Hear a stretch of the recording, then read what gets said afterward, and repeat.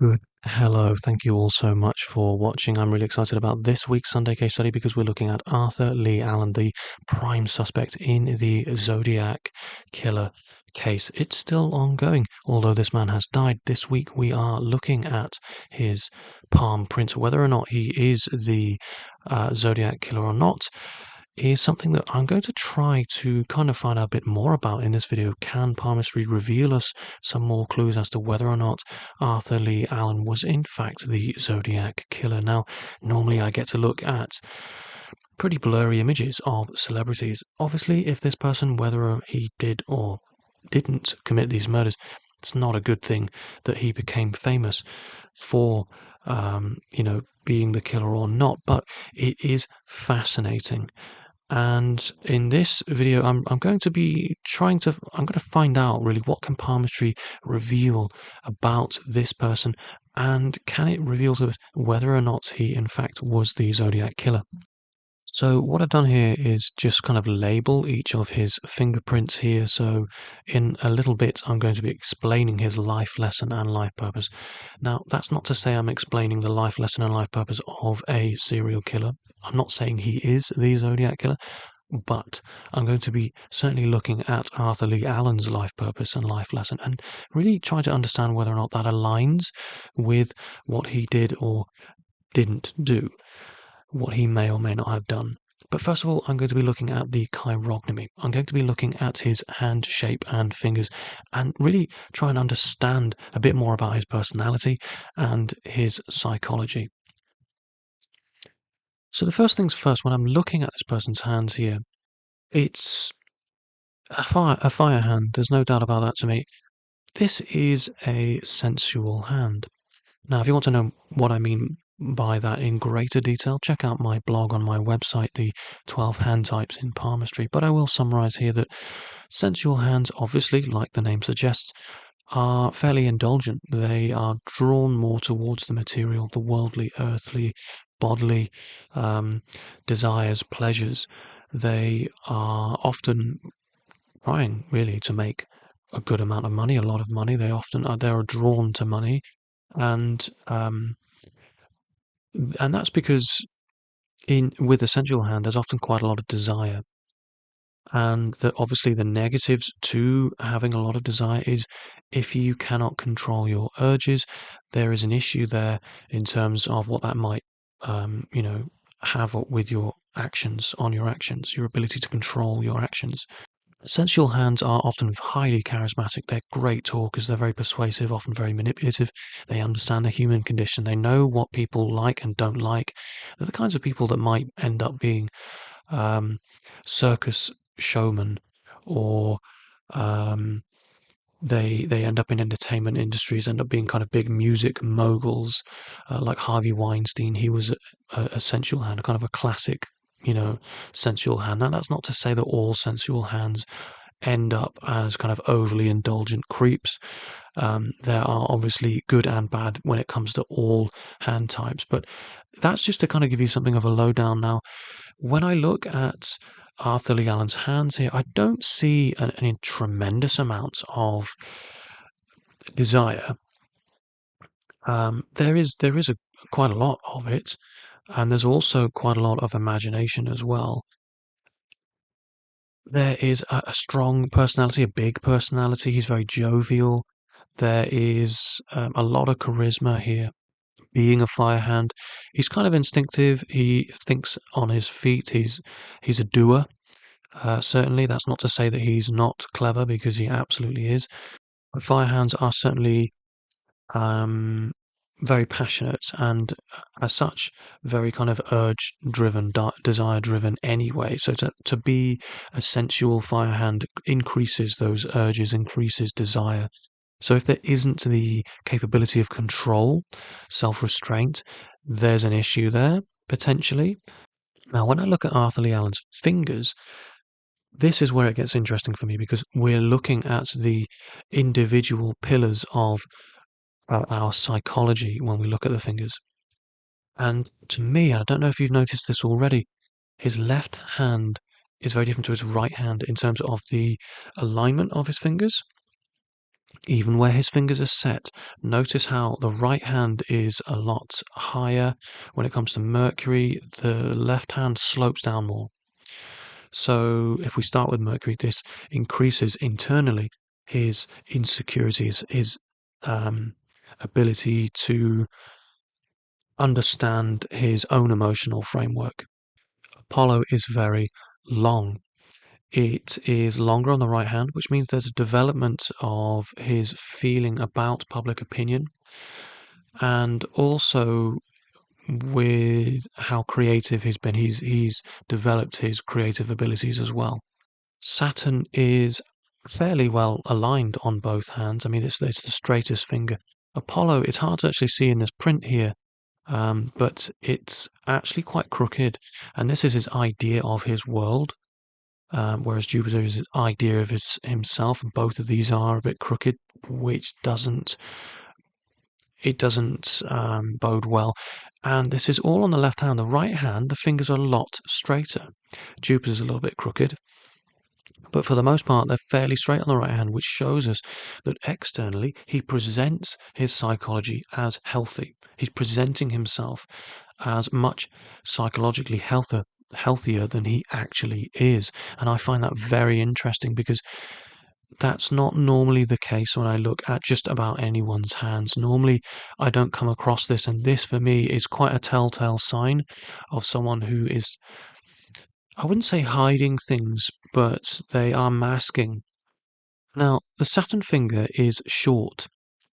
A short Saturn finger shows us that this is someone who has a very specific idea of society, hates bureaucracy, and is a sign of someone who's very sort of positive and jovial. This is increasing his personality, his likable kind of exterior. But it also means that he has his own idea, his own specific idea about how society should be run, his own idea about um, societal contribution. And I find that really telling. Often you see it on the hands of very kind of happy-go-lucky people who live on the fringes of society, who just don't really care all that much about, contributing to the rat race. That's how they kind of see it. They live in communes. Essentially, they're very kind of free-loved, free-spirited people.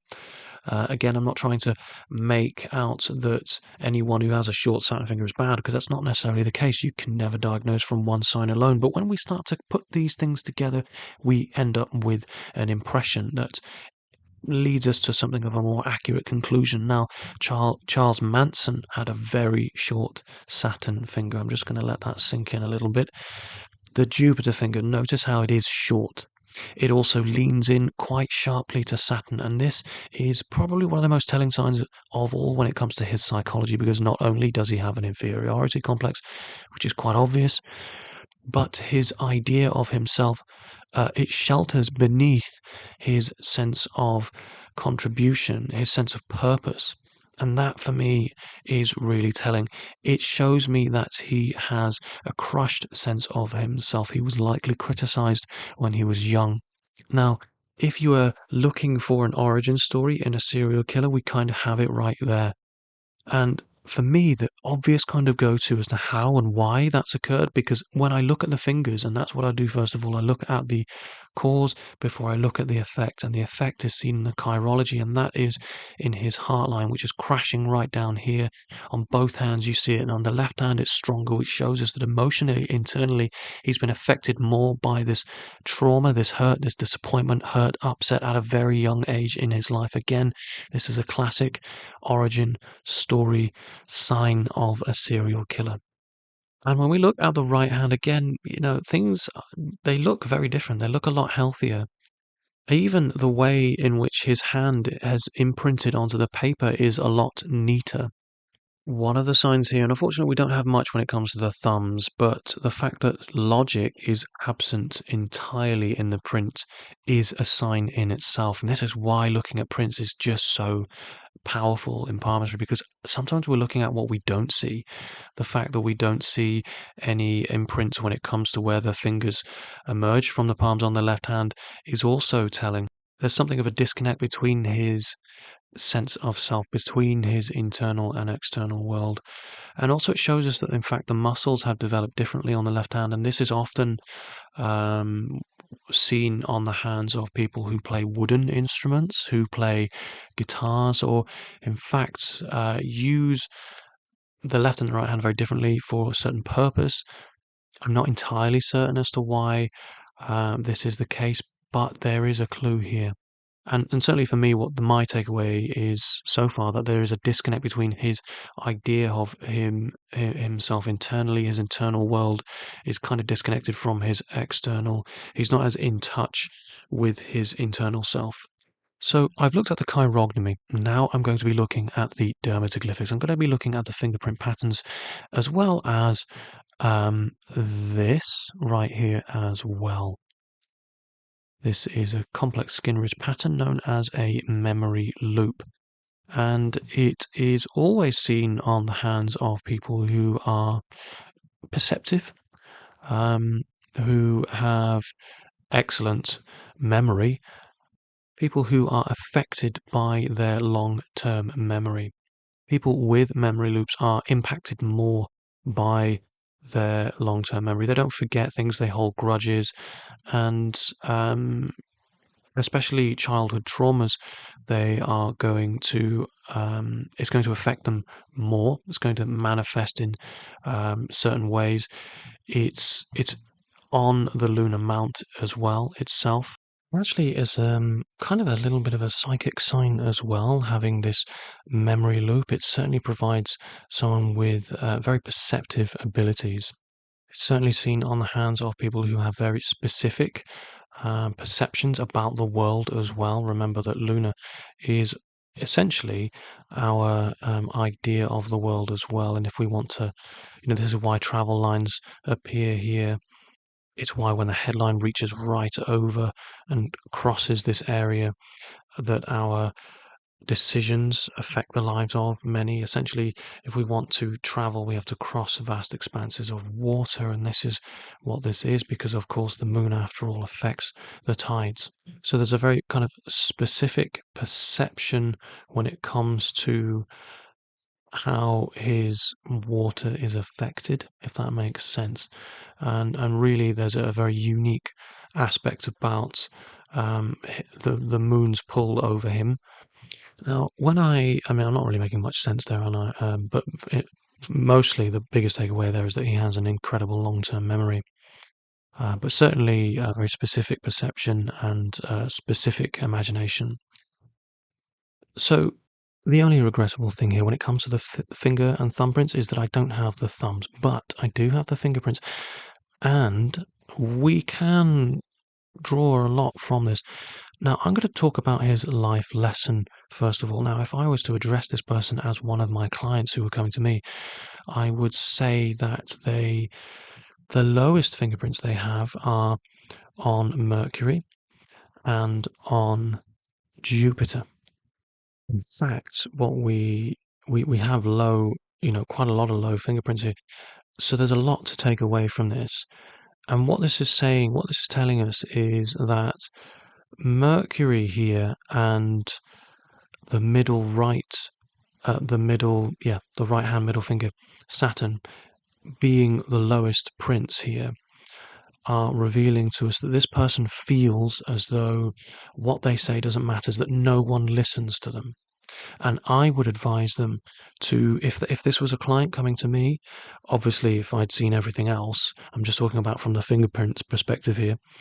In terms of the fingerprints, I would advise them to find their stage, to believe in the value of what they have to say, and to find their platform and express it in full volume.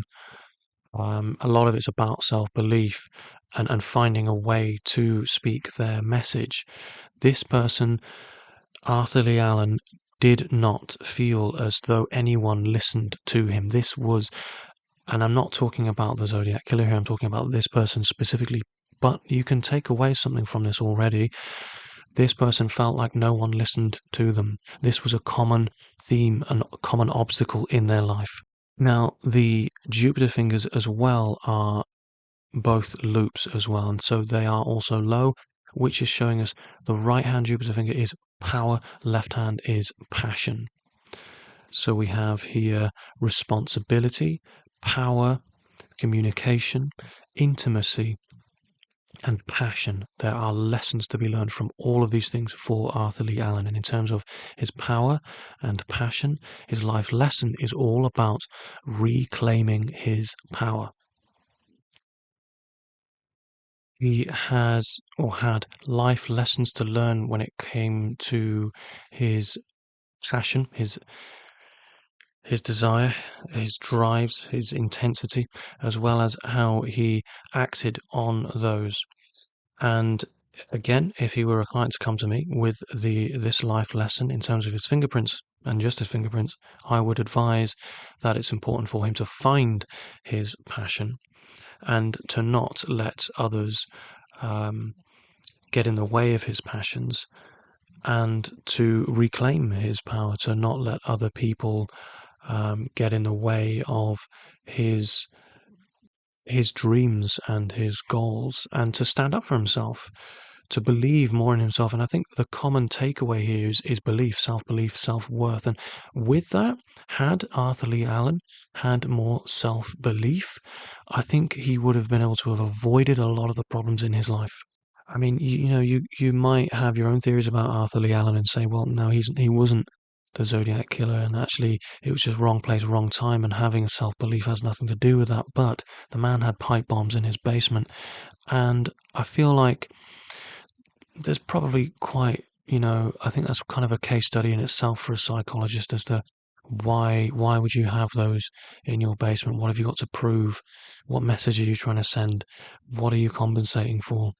In terms of his life purpose, now this is really interesting because we have here the L stands for loop, by the way. The P stands for the peacock's eye, which is in between a loop and a whirl, and obviously this is a whirl. Now the strongest, the highest fingerprints are on Apollo. Now this is left hand Apollo finger is innovation, inventiveness, and the right hand is creativity.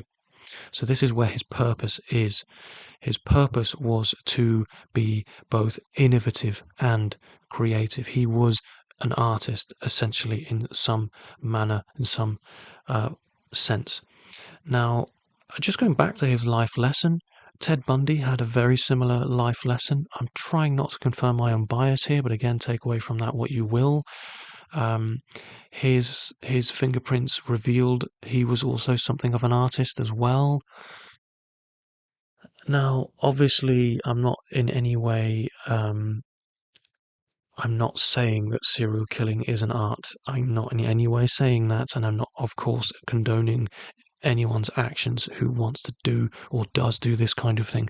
But there is absolutely a link here with instability, imagination, and desire and urges, and the way in which these cause people's behaviors.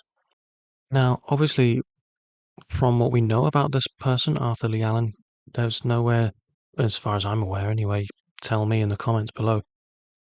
As far as I'm aware, he wasn't an artist. He didn't have any kind of artistic creative outlet. Now, this could well be a clue in itself as to why and how he ended up doing what he did, because there was built up frustration, tension, urge, desire. And the other interesting thing here is that obviously we have inventiveness, innovation, creativity, but also, of course, the next highest to this is integrity. Responsibility is on the low end, but integrity is there. So he felt very strongly about his own ideas and how he should carry them out. And regardless of your thoughts as to whether or not this man was the Zodiac Killer, that much is true for Arthur Leigh Allen. So I think once we put these life lessons and life purposes in place, I think it bodes, it creates quite a strong impression for this person actually being the Zodiac Killer. I think it's important to, understand that this person thought of themselves as an artist.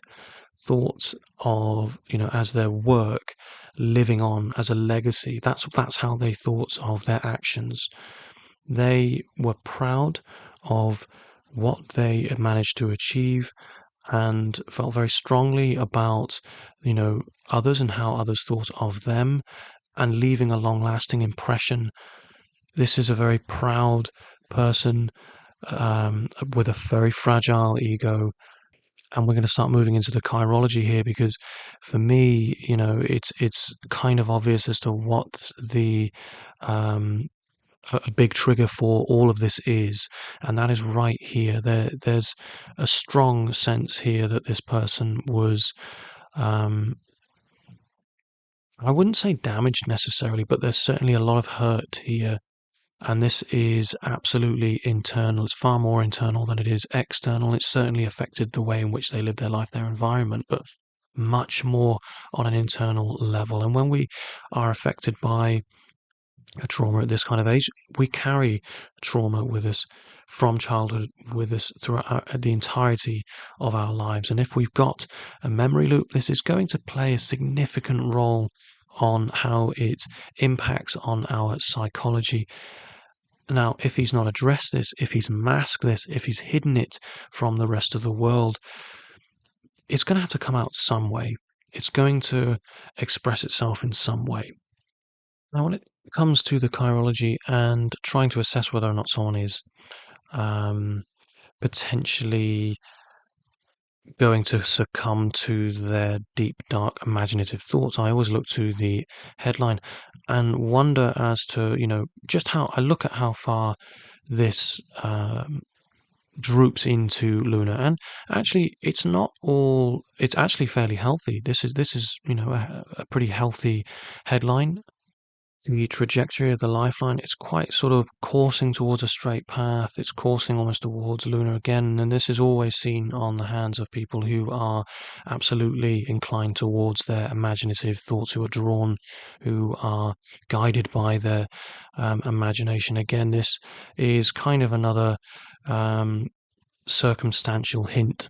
And I think some of the obvious things here is that, the left and the right hand, the lines, they're very different because the print is not picking up so well.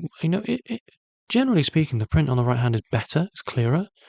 But when it comes to the lines, it's messy. It is super, super messy. And whilst the length of the headline, the arc, the trajectory of it, that's all good. The depth of this line, it's very wide, it's very messy on both hands in this way, and there's certainly a lack of clarity when it comes to thinking.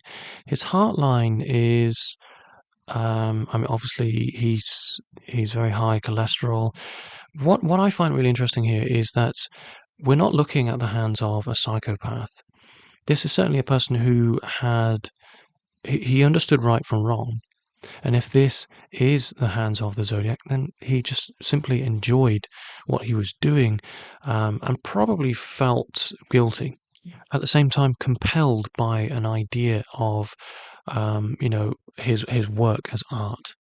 And, whilst he had something of a sense of right and wrong, he wasn't the nicest person. I think some of the most telling signs here is the fate line and the difference between the left and the right, and what this reveals about his idea of his own purpose and what his purpose became.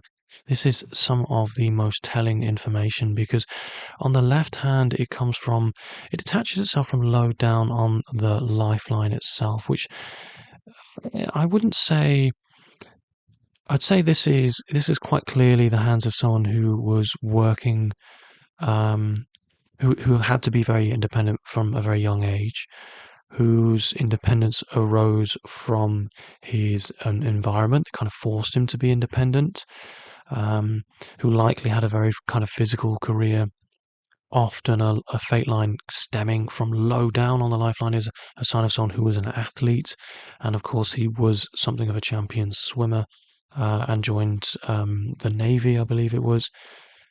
There's a curious breakaway from the fate line at the age of probably about 26 or so.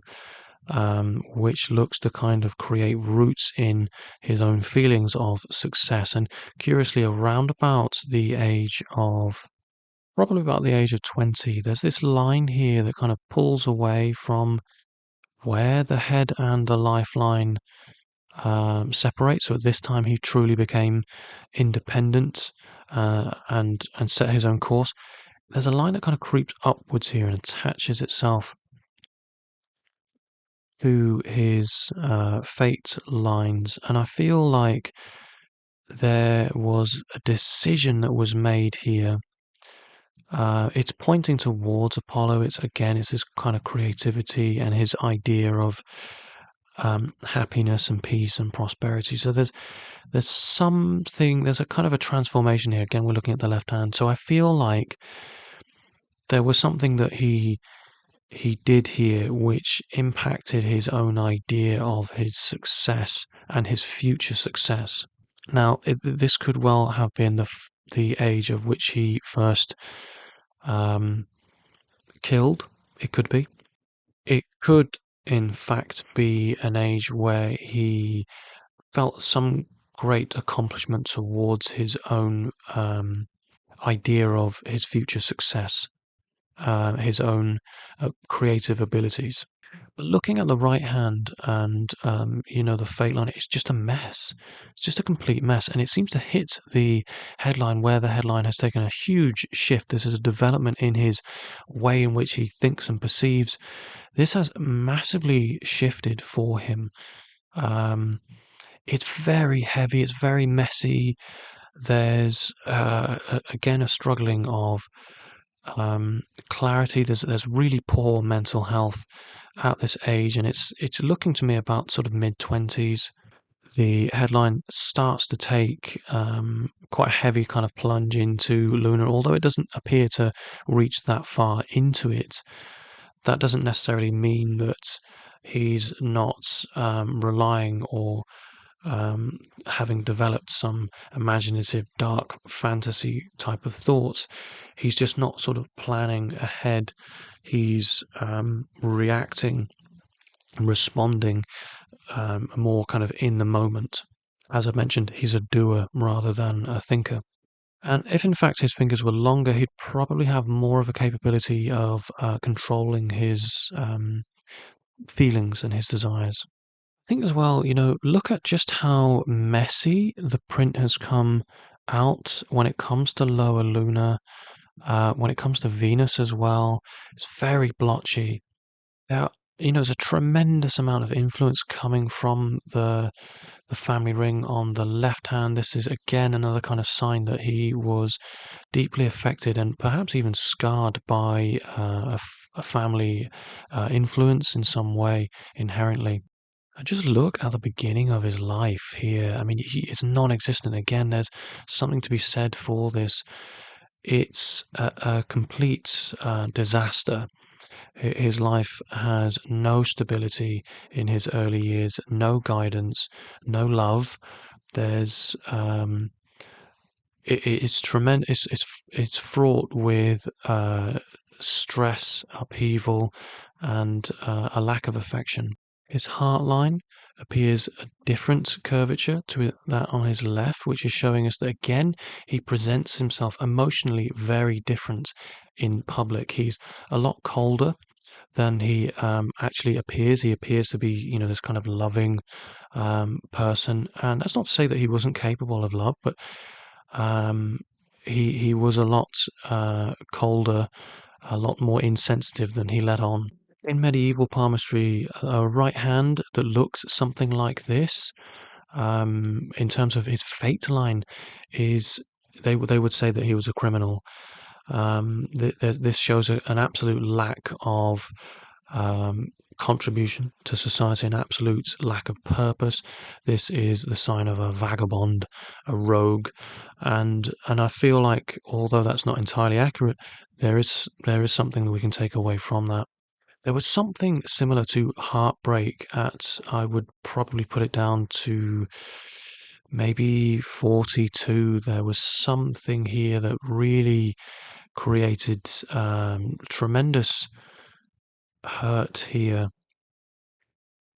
You can see it just here as well. This is heartbreak here, and this probably triggered something if he was in fact the killer. I think a lot of the reasons as to why it's just so blotchy and unclear on the right hand is to do with health. He was not healthy. This kind of actually looks like malaria, looks like some serious infection here. Um, and obviously, I think this was taken in 77, a time in his life when, as far as I'm aware, he was relatively healthy. But I feel like, the cancer that he had later on in life, um, I mean, is that what he had? He was on dialysis anyway, a few days a week, and he had severe kind of heart issues. This, I believe, was an inherent, um, he kind of inherited something akin to heart disease. You can see here there's a square, kind of trying to protect this area. There's a need to protect um, his destiny at this time in his life, which is at the time that he died at 58. 58 would be around here on his lifeline. I mean, there's really not much to say. But up here we can see, some very kind of fragmented formations of a girdle of Venus here. There's a lot of sun lines. You know, there's not enough focus. His mind is very scatty. He struggled to find a sense of happiness, and for me, this person absolutely craved belonging, craved to be heard, craved to be understood, and felt like he wasn't enough. Felt like he didn't know what he should be doing with his life. Again, that's passion, and he didn't know how to carry out, um, at least to any kind of healthy degree, his desires. Just look at the Jupiter finger, compare it to the right hand Jupiter finger. His sense of himself was very weak, and he compensated for that massively by carrying out um, physical acts to, satiate these really reduced feelings about himself, his own inadequacy. In the worst case scenario, an inferiority complex, particularly when coupled with an inability to control urges and desires, can be devastating for those around them if they are going to succumb to very unhealthy urges around um, violent or sexual behavior. Just from the fingers alone in this person's hands, I would be concerned about both of those things. But when I look at the fingerprints as well, I'm also drawn to the potential again for um, someone who is going to carry out deeds to compensate for their own feelings of low self-worth and value. And kind of most worrying of all is this, he's got such strong integrity about his strong and specific feelings to make up for these other things. So for me, I feel like these handprints do in fact spell um, provide this impression of someone who's very, very capable of violent acts, violent sexual acts as well, even, but particularly um, someone who's able to commit themselves, and that's what we see by the integrity here, to acts that they felt were worthy of the world to um, make the world pay attention to him, and that's kind of worrying. So let me know what your thoughts are. Did I just confirm my own bias? Probably a little bit, yeah. I mean, I've tried to stay impartial. It's never really truly all that, completely possible to do that in palmistry, but I do feel that the evidence here is obviously very circumstantial, but there's quite a lot of it, and it does paint something of a picture here, and it's a concerning one. Let me know what your thoughts are. I hope you have enjoyed this week's Sunday case study. Please do subscribe. Please do like, helps the algorithm out, and I will see you on the next one.